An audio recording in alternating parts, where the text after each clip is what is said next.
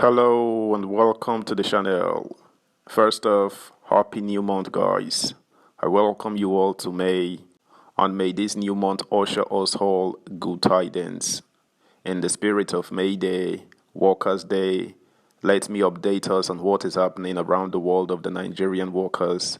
As the Nigeria Labour Congress NLC has decried how terrible and excruciating it has been for the Nigerian worker this past year in particular, and indeed the last 7. Let's dive straight in. Subscribe, like, share, and comment. Thank you. As Nigerian workers today join their counterparts globally to mark International Workers' Day, commonly known as May Day, the Nigeria Labour Congress NLC has described the last year as terrible and excruciating for workers and other Nigerians. This came as workers in the petroleum, electricity, maritime, manufacturing and other sectors decry the present level of misery, poverty and hopelessness across the country. They urge the incoming government to address the worsening poverty, insecurity, unemployment, inflation, high cost of living and frustration in the nation. Speaking with Vanguard on the conditions of workers in the last year, NLC General Secretary Ima Ogbuaja said the last 1 year has been tortuous for Nigerians, especially workers in every sector. Tertiary education has been severely fractured, the manufacturing sector has been comatose as energy supply, layoffs and high cost of doing business have characterized the sector.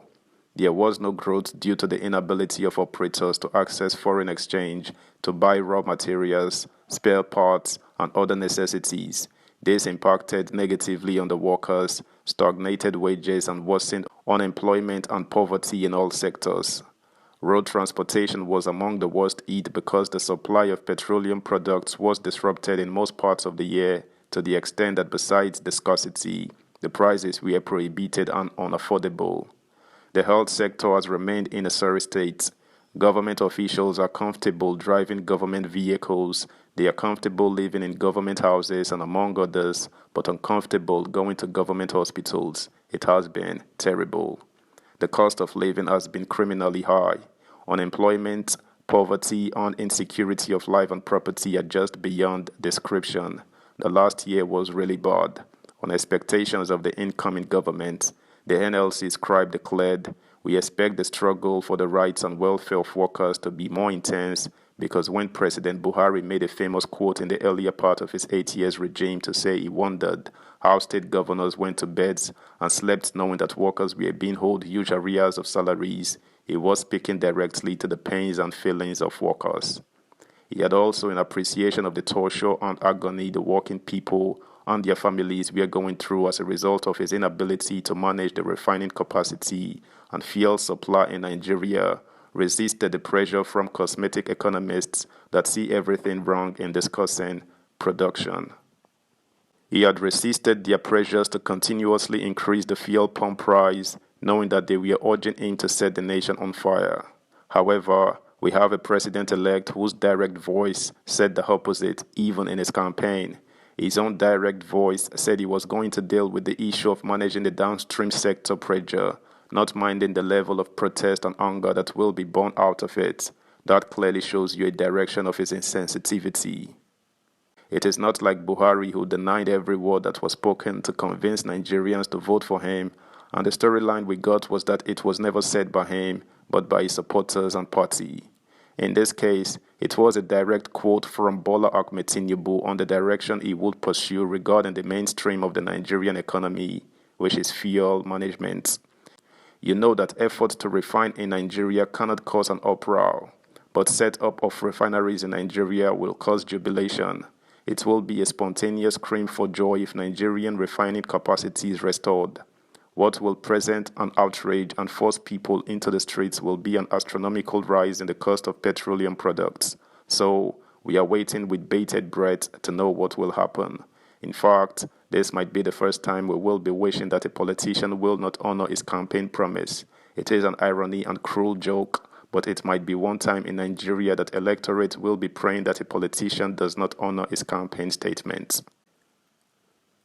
Subscribe, like, share, comment, and please turn the notification bell on. Thank you.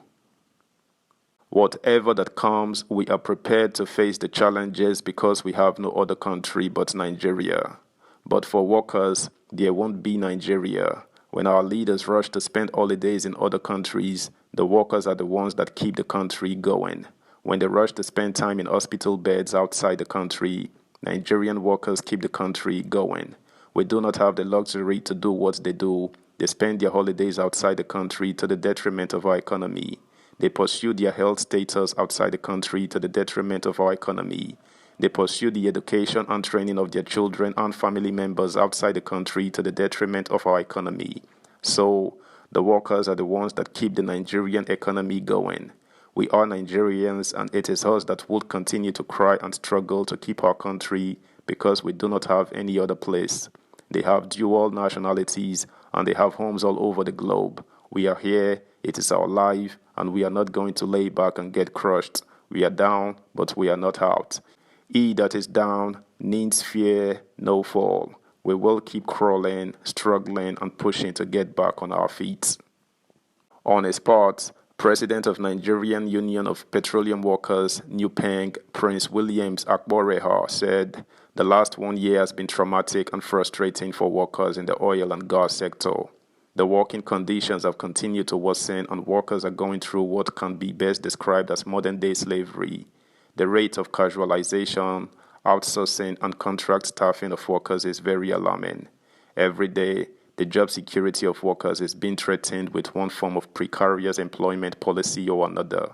Full employment of workers is disappearing like the wind, while non-pensionable employment policies with unbearable working conditions have become the order of the day. It is unbelievable that workers in the sector are paid between 70,000 naira and 100,000 naira monthly. We cannot continue like this. We call on the incoming government to be more assertive on the welfare of Nigerian workers in the oil and gas industry. The incoming government should eradicate slavery employment policies that dehumanize Nigerians in their fatherland. It is also important for the incoming government to deal with the Japa syndrome by creating gainful employment opportunities for the youths and providing basic social amenities, social security, stable power supply, security of life and property, quality and affordable healthcare services, among others. That's the news, guys. Thanks for listening. Until next time, bye.